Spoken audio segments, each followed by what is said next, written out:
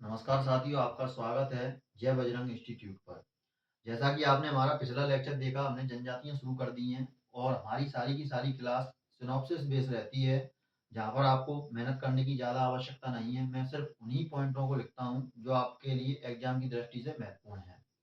तो पिछले वीडियो में हमने भील जनजाति के बारे में जिक्र किया था और इस जनजाति कौन सी है, आज हम कराने जा रहे हैं कोरकू जनजाति। तो चलिए हम ज़्यादा बातों में समय न गंवाते हुए अपनी जनजाति पर चलते हैं। तो कोरकू जनजाति दो शब्दों से मिलकर बनी है, कोर प्लस कू। कोर का मतलब होता है आदमी या मनुष्य और कू का मतलब होता है बहुवचन, यानी कि बहुत सारे आदमियों की जमात। बहुत सारे आदमियों की जमात को ही हम क्या कहते हैं, कोरकू कहते हैं। कोरकू ऑस्ट्रिक भाषा परिवार के हैं, जो कि ऑस्ट्रिक बोली बोलते हैं, और इनको मुंडा भाषाई परिवार भी कहते हैं, जिसमें मुंडारी, संताली, खड़िया आदि भाषाएं आती हैं। इन्होंने अपनी भाषा को किसी को मूल नहीं माना है, इन्होंने हिंदी देवनागरी लिपि को ही स्वीकारा है। इनमें जन्म संस्कार देख लेते हैं। कोरकुओं में जब जन्म संस्कार होता है तो जन्म संस्कार के बाद 5वें दिन सियानी महिला नामकरण रखती है, यानी कि पांच जो जन्म संस्कार कराती हैं, अपने यहाँ दाई वगैरह कराती हैं, यहाँ पर सियानी महिलाएं कराती हैं जन्म संस्कार।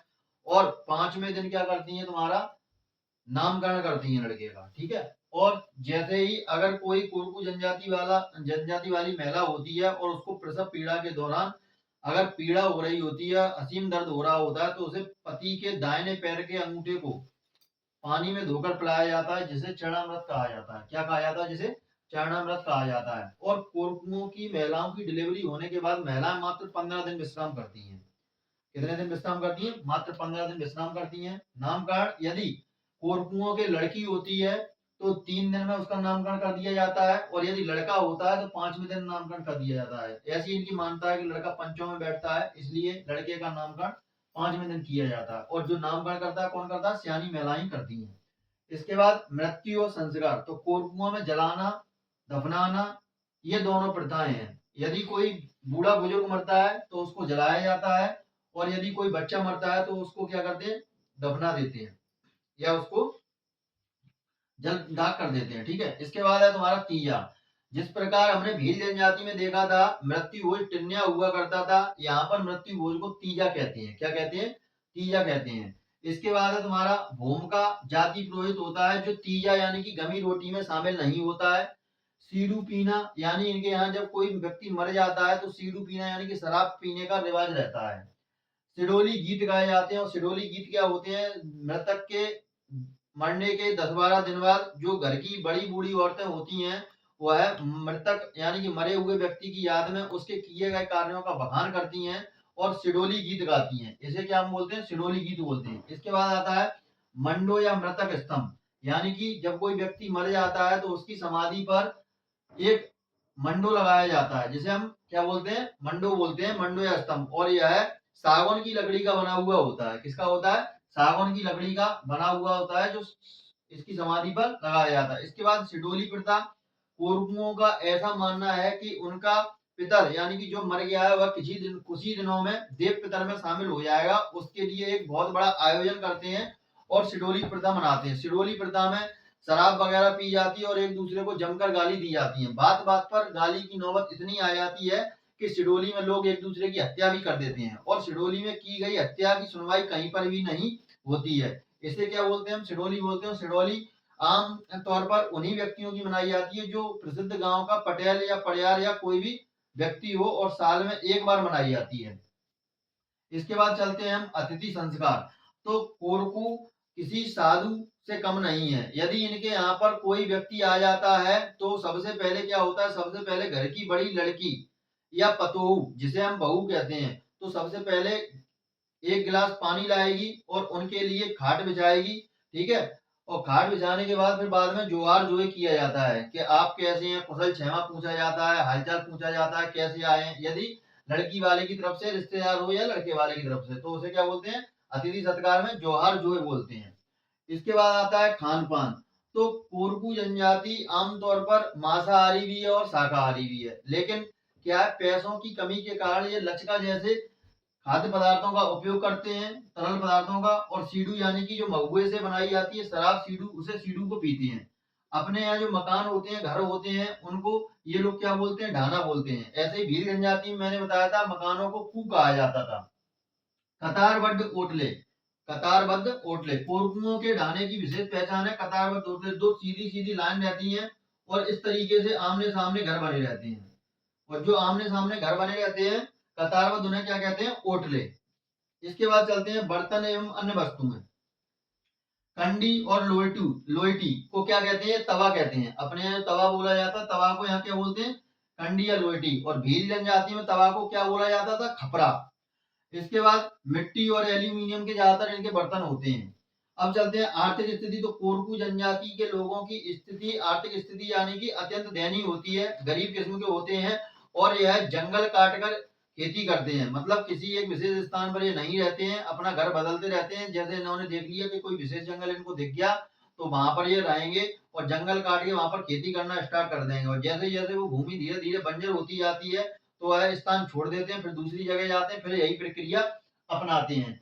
जब ये जंगल काटकर खेती करते हैं तो इसे हम क्या बोलते हैं, बदलवा प्रथा बोलते हैं। और दूसरों के खेतों में खेती करने को भाग्या बोलते हैं। क्या बोलते हैं, भाग्या बोलते हैं। क्योंकि इनके पास पैसा तो है नहीं है, तो आजीविका चलाने के लिए दूसरों के खेतों में भी काम करेंगे तो उसे क्या बोलेंगे, भाग्या। इसके बाद जाति एवं गोत्र। तो इनकी कुछ प्रमुख जातियां हैं जिनमें रूमा, पोतड़िया या पोथरिया, दुलारिया, गोवई या बोंडई।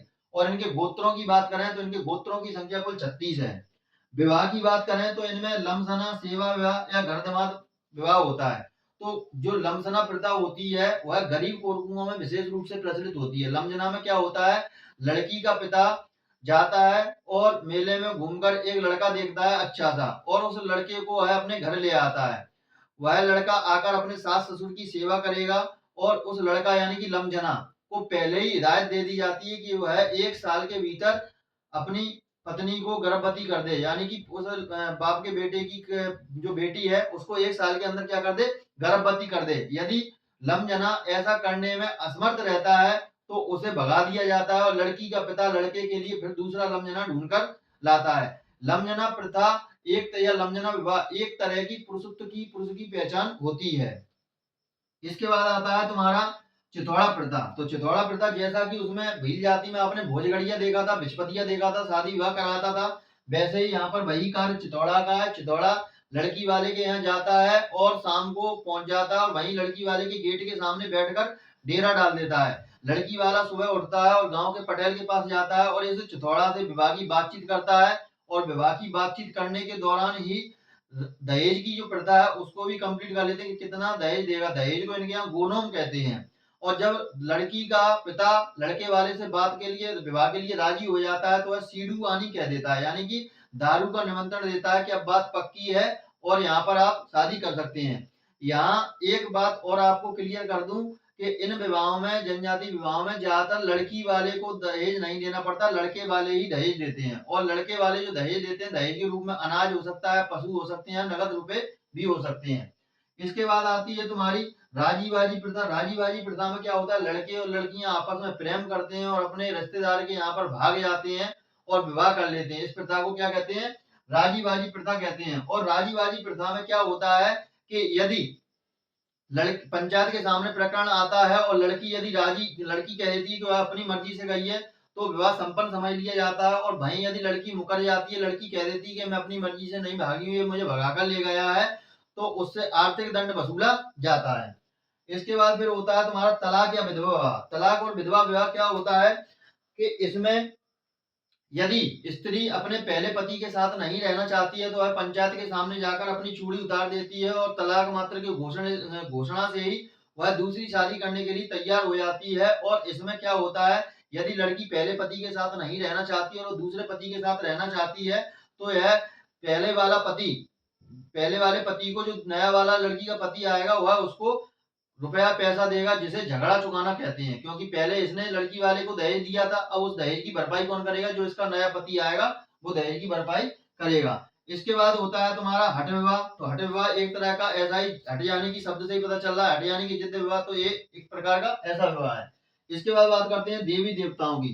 तो कोरकू जनजाति हिंदू देवी देवताओं को भी मानती है और साथ ही यहाँ पर अगर हम बात करें तो रावण देव, मेघनाथ देव, खनेरा देव, किलार मुठवा देव, खेड़ा देव, सूर्य चंद्रमा देव और नर्मदा ताप्ती माई को ये मानते हैं। तो रावण देव से क्या आशा है, तो ये कोरकू अपनी उत्पत्ति रावण से मानते हैं, क्योंकि रावण की ही तपस्या के कारण शिवजी ने कोरकू जनजाति की उत्पत्ति की थी। और मेघनाथ ने क्या किया था, मेघनाथ ने कोरकू जनजाति की रक्षा की थी, इसलिए हर कोरकू गांव में एक मेघनाथ खम्भ होता है, जिसके पास ये तरह तरह के स्वांग करते हैं और मेघनाथ खम्भ की पूजा करते हैं। इसके बाद खनेरा देव, तो खनेरा देव की हम बात कर लें तो यह गांव की पश्चिम दिशा में उपस्थित रहता है और यह सुरक्षा करता है मवेशियों वगैरह से। इसके बाद आता है तुम्हारा किलार मुठवा देव। तो हमारे हिंदू धर्म में जो गणेश जी महाराज का स्थान है, गणेश जी भगवान का स्थान है, वही इनके यहाँ किलार मुठवा देव का स्थान है। यह गांव के मध्य में एक चबूतरा होता है जहां पर कुछ पत्थरों का जमाव होता है, जिसे हम क्या कहते हैं, किलार मुठवा देव कहते हैं।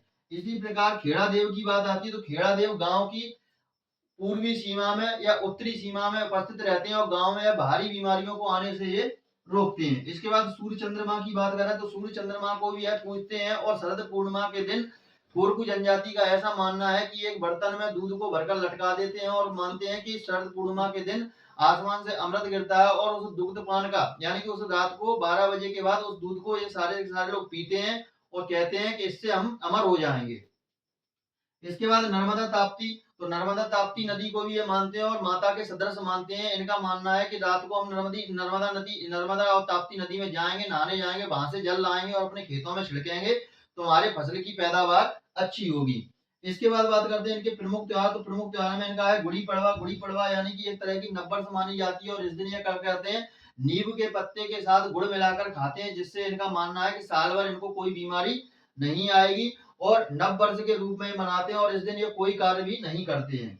देव दशहरा, जैसा कि हमारे यहाँ देव दशहरा मनाया जाता है, वैसे भी यहाँ देव दशहरा मनाया जाता है और इस दिन देवी देवताओं की पूजा की जाती है। आका तीज, जैसा कि शादी का माहौल होता है, इस महीने में शादियां बहुत होती हैं और कोरकू जनजाति आका तीज पर्व को सबसे विशेष दिन मानते हैं। इसके बाद डोडबली, तो ज्येष्ठ माह में मनाया जाता है। यह लड़के और लड़कियों को मनाया जाने वाला प्रमुख रूप से एक त्योहार है। इसमें जामुन के पेड़ की शाखा को एक लड़का दूसरे लड़के की कमर से बांध देता है और उसके पत्तों से लड़के के शरीर को पूरा ढक देता है और दूसरा लड़का आगे जाकर नृत्य करता है और इसे खींचता है। इस नृत्य को हम क्या बोलते हैं, डोडबली नृत्य बोलते हैं। इसके बाद आता है जिरौती पर्व। तो जिरौती पर्व क्या होता है, यह श्रावण माह में मनाया जाता है। हरियाली अमावस्या के दिन ये मनाया जाता है और इसमें डंडा नाच होता है। पुरुष आपस में डंडा नाच लड़ाते हुए जवारे को बोते हैं। ठीक है, इसके बाद जवारे को सरा देते हैं। जवारे जैसे कि हमारे माता जो नवरात्र आती है तो वहां पर जवारे बोए जाते हैं, तो ऐसे ही यहाँ पर जवारे बोए जाते हैं। इसके बाद है पोला उत्सव। तो पोला उत्सव भाद्रपद कृष्ण पक्ष को मनाया जाता है और पड़वा के दिन या अमावस्या के दिन मनाया जाता है। इसमें क्या होता है, इसमें बैलों की पूजा की जाती है। बैलों पर तरह तरह के छापे बनाए जाते हैं, चित्रकारी की जाती है और उनको हाट बाजार में ले आया जाता है। और पड़वा के दिन बैलों पर किसी प्रकार का बोझ नहीं रखा जाता है, उन्हें पड़वा के दिन आराम कराने के लिए छोड़ दिया जाता है। यहाँ पर एक प्रचलित कथा ये है कि शिव और पार्वती एक बार आपस में एक चौपर जैसा खेल खेल रहे थे और वहां पर क्या होता है, पार्वती माता जीत जाती हैं और शिवजी हार जाते हैं। तब पार्वती माता कहती हैं कि मेरी जीत हुई है और शिवजी कहते हैं मेरी जीत हुई है। तो पार्वती माता कहती है किसी तीसरे से पूछ लो किसकी जीत हुई है। और यहाँ पर नंदी जो होते हैं वह शंकर जी की साइड ले लेते हैं और पार्वती माता गुस्से में आकर उनको श्राप दे देती हैं और कह देती हैं कि जाओ तुम साल भर अपने आप से परेशान रहोगे और बोझा ढोगे। और वही कारण है कि बैल पर हमेशा बोझा लगा रहता है और इसी वजह से सिर्फ एक दिन के फिर नंदी ने हाथ जोड़े और उसने कहा कि माता मैया मुझे माफ कर दो, मेरे से गलती हो गई। तो उन्होंने कहा ठीक है, तुम्हें साल में पड़वा के दिन एक दिन तुम्हें आराम के लिए मिलेगा और बाद बाकी के दिन तुम बोझा ही ढोओगे। तो ये कहानी यहाँ पर थी पोला उत्सव की। इसके बाद जैसे दीपावली हमारे यहाँ मनाई जाती है वैसे ही दीपावली इनके यहाँ मनाई जाती है, लेकिन इनके यहाँ दीपावली मनाने का रिवाज कुछ अलग है। यहाँ पर स्त्रियां गीत वगैरह रात में गाती हैं और ये कार्य लगभग 4-5 दिन तक चलता रहता है। इसके बाद होली आती है। तो होली अपने यहाँ सामान्यतः होली वाले दिन मनती है, लेकिन इनके यहाँ होली दूसरे दिन पड़वा के दिन मनाई जाती है और सजनई भजनई नामक गीत गाए जाते हैं। इसके बाद चलते हैं हम, इनके बाद होली के बाद इनकी चित्रकला देख लेते हैं। चित्रकला इनकी भित्ति चित्रकला है और चित्रकला विशेषतर अत्यंत प्राचीन चित्रकला है और स्त्रियों द्वारा बनाई जाती है और दीपावली की रात को मनाई जाती है और गाने गाए जाते हैं या गीत गाए जाते हैं। जो चित्रकारी होती है वह सफेद खड़िया से, मिट्टी से, हिरमचो यानी कि लाल मिट्टी से बनाई जाती है और गुदनी गीत गाकर ये चित्रकारी बनाई जाती है। अब यहाँ पर हम देख लेते हैं गुदना। तो यहाँ पर मारा रथ और सिंज कोरकू जनजाति का अत्यधिक प्रिय गुदना है। मतलब ये टैटू बनवाने के बहुत शौकीन है और जहाँ पुरुष होते हैं, पुरुष देवी देवताओं की आकृति बनवाते हैं और वहीं जो स्त्रियां होती हैं अपने कपार पर, कपाल यानी कि तुम्हारा माथा या पूरा ये चेहरा। तो यहाँ पर क्या करती हैं, ये एम के आकार की आकृति बनवाती हैं और ऊपर नीचे बिंदी रखवा लेती हैं। और वहीं नाक की बात करें तो नाक के एक इधर बिंदी और एक नाक के इधर बिंदी, और होठ की बात करें तो होठ के नीचे ये कुछ इस तरह की बिंदी रखवा के चित्रकारी करवाती हैं। और जो ये गोदने का कार्य करती हैं उन महिलाओं को क्या कहते हैं, गुदनारी या मुंदानी कहते हैं। इसके बाद आती है टी गोदाई। टी गोदाई को रानी की गोदाई भी कहते हैं, और ये एक प्रकार से हथेली पर की गई चित्रकारी होती है, यानी कि हथेली पर टैटू बनवाए जाते हैं। इसके बाद फिर हम बात कर लेते हैं आपकी इनकी पंचायत और सामाजिक संगठन के बारे में। तो इनके पंचायत में कुछ सदस्य होते हैं, जैसे कि पटेल है, महाजन है, चौधरी है, घेटिया है और मुखरी है। पटेल क्या होता है, गांव का सबसे अनुभवी और वृद्ध व्यक्ति होता है, जिसकी किसी भी कार्य में करने से पहले सलाह ली जाती है। इसके बाद जो घेटिया होता है, घेटिया यानी कि शादी विवाह करने के लिए यदि किसी की सलाह लेनी है तो सबसे पहले गांव में घेटिया नामक व्यक्ति की सलाह लेनी पड़ती है। और मुखरी जो शादी ब्याह में नौटंकी वगैरह वाले लोग होते हैं, गाने बजाने वाले लोग होते हैं, उनको बुलाने का कार्य करता है। और यहाँ पर एक पड़ियार नाम का व्यक्ति होता है, यानी कि कोरकू जनजाति झाड़ फूंक और जादू टोने में भी विश्वास करते हैं। तो यहाँ पर अगर कोई व्यक्ति जैसे भूत प्रेत की चपेट में आ जाता है तो कहाँ ले जाते हैं, पड़ियार के पास ले जाते हैं। और पड़ियार एक व्यक्ति है जिसके शरीर में देवता आते हैं और वह झाड़ फूंक करता है। अगर कोई व्यक्ति, इसमें दो व्यक्ति क्या करते हैं, अगर जैसे पुरुष काम कर रहा है तो उसे पड़ियार कहते हैं, और औरतें यदि इस काम को करती हैं तो उसको डुकरो या भुगटो कहते हैं। क्या कहते हैं, डुकरी या भुगटो। इसके बाद भोमता भोमका होता है। भोमका क्या होता है, गांव का पुरोहित होता है, पूजा पाठ करने वाला होता है। इसके बाद हम देख लेते हैं इनके कुछ प्रमुख वाद्य यंत्र हैं, जैसे कि ढोल है, ढोलक है, मृदंग है, टिमकी है, ठप है, झांझ है, बांसुरी है, चिटकोरा है, घुंघरू। घुंघरू क्या होता है, एक प्रकार की बांसुरी, जैसे दो बांसुरियों को जोड़कर बना लिया जाता है, लगभग 6 फीट का ये होता है। इसके बाद उपजातियों की बात करें तो इनकी उपजातियां दुलारिया, बवारी, नहाला, मवासी, रूमा और बंडिया इनकी प्रमुख जातियां हैं, उपजातियां हैं। तो उपजातियों को कैसे याद करेंगे, तो जैसे कि कार में दूल्हा बैठता है और उससे सब बारी बारी से पूछते हैं, क्या तू नहालिया या अभी भी बासी है, रूमा है, रूमाल है तेरे पास, तो वह क्या करता है, कार की विंडो बंद करता है और भाग जाता है। तो ये कोरकू जनजातियों की उपजातियों को याद करने की ट्रिक है। क्या, कार में दूल्हा बैठा और दूल्हे से सबने पूछा बारी बारी से, बारी बारी यानी कि बवारी, और दूल्हा से दुलारिया, क्या पूछा, नहाला यानी कि नहा लिया है, या अभी भी बासी, बासी यानी कि मवासी, और रूमा यानी कि रूमाल यानी कि रूमा, और विंडो बंद करके भागता तो यानी कि बंडोया। इसके बाद फिर इनके प्रमुख गढ़ होते हैं कोरो, यानी कि आदमी को ये लोग क्या कहते हैं, कोरो कहते हैं, जो कि ताजी मांस खाने वाला होता है। और दूसरा तुम्हारा राक्षस होता है शैतान, जो कि बासा मांस खाने वाला होता है। और सराकू यानी कि बंदर को कहते हैं। और बाना एक प्रकार का रोच होता है। इसके बाद हम नृत्य की बात करते हैं, तो नृत्य कौन कौन से, चाचरी है, गोंगल्यो है, देव दशहरा यानी कि दशहरा पर किए जाने वाले नृत्य हैं, थापरी नाच है, डोडबरी नाच है, डांडल नाच है, डांडिया नाच है। और डांडिया नाच होता है ग्वालों के द्वारा किया जाता है। गादली नाच है, वह शादी के दिन किया जाता है। और डोडा यानी कि श्रावण मास में किया जाने वाला एक प्रकार का नाच है। तो मैंने आपको कोरकू जनजाति के विषय में सिनॉप्सिस थे उनकी जानकारी दी। अब हम थोड़ी सी बात कर लेते हैं कोरकू जनजाति के क्षेत्र के बारे में। तो कोरकू जनजाति हमारे मध्य प्रदेश में कहाँ कहाँ पाई जाती है, तो कोरकू जनजाति हमारे मध्य प्रदेश में बुरहानपुर है, खंडवा है, हरदा है, नर्मदापुरम है, छिंदवाड़ा है, बैतूल है। इसके साथ ही महाराष्ट्र में अकोला, मोरसी और मेलघाट में पाई जाती है। हरदा और खंडवा के जो कोरकू होते हैं उनको दुलारिया कोरकू कहा जाता है, जबकि नर्मदा के होशंगाबाद में, पचमढ़ी में जो कोरकू होते हैं उनको बंदोरिया कोरकू कहा जाता है। और बैतूल में जो कोरकू होते हैं उनको बावरिया कोरकू कहा जाता है। तो उम्मीद करता हूं आपको ये वीडियो पसंद आई होगी। और यहाँ पर कोरकू जनजाति के विषय में यदि आपको लॉन्ग नोट्स चाहिए तो मेरी जय बजरंग 20@gmail.com करके एक आईडी है जो डिस्क्रिप्शन में डली है, जीमेल आईडी, उस पर आप अपना मैसेज भेज सकते हैं। और मेरा नंबर भी आपको वीडियोज में मिल जाएगा। तो वहां पर आप जब व्हाट्सअप करेंगे तो आपको ये नोट्स पीडीएफ फॉर्मेट में भी मिल जाएंगे, जो आपके लिए बिल्कुल निःशुल्क हैं। तो उम्मीद करता हूं आपको ये वीडियो पसंद आई होगी। यदि आपको वीडियो अच्छी लगती है, हमारा कंटेंट अच्छा लगता है, तो चैनल को लाइक कीजिए, शेयर कीजिए, सब्सक्राइब कीजिए। मिलते हैं अगले वीडियो में, तब तक के लिए जय हिंद, जय भारत।